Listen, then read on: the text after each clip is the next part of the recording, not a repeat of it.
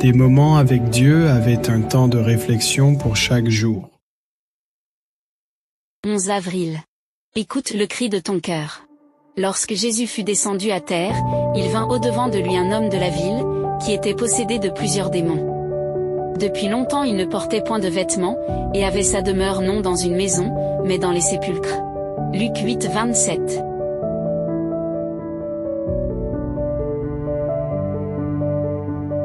Penses-tu que Dieu ignore ce que tu vis? Parfois tu te sens seul, tu regardes tout autour de toi.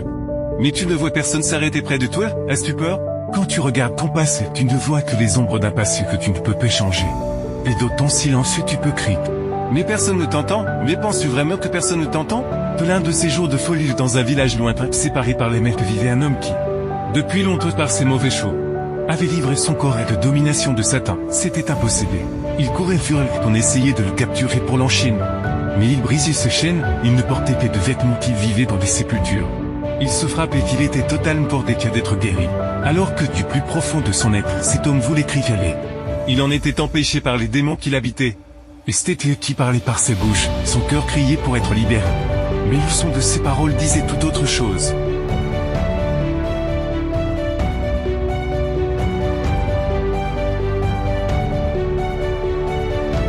Et c'est ainsi que nous vivons. Qui comprend notre cri silencieux? Qui peut entendre le cri d'un cœur qui souffre? Dieu est-il attentif à nos afflictions? L'histoire de l'homme possédé de Gadara montre que le cri de notre cœur peut être entendu par le Dieu infini.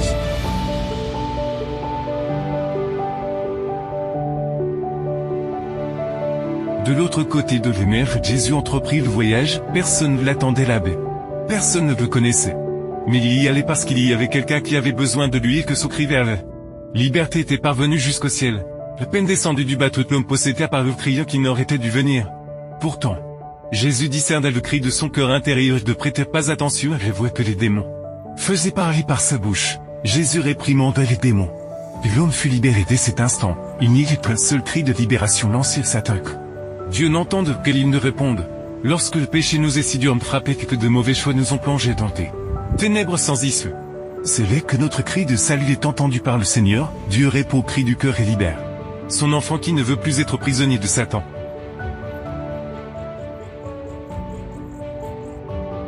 C'est un changement merveilleux s'était opéré chez les possédés. Une lueur s'était allumée dans leur esprit. Leurs yeux brillaient d'intelligence. Leur visage, si longtemps déformé à l'image de Satan, s'était soudainement adouci. Leurs mains ensanglantées s'étaient apaisées, et d'une voix joyeuse, les hommes louaient Dieu pour leur délivrance. C'est le Dieu qui accomplit des miracles et réalise ce qui est impossible aux hommes. Le Dieu vers qui il faut crier pour être sauvé. Ne t'inquiète pas si personne ne t'écoute. Car Dieu lui t'écoute, entend la voix de ton cœur. Amen.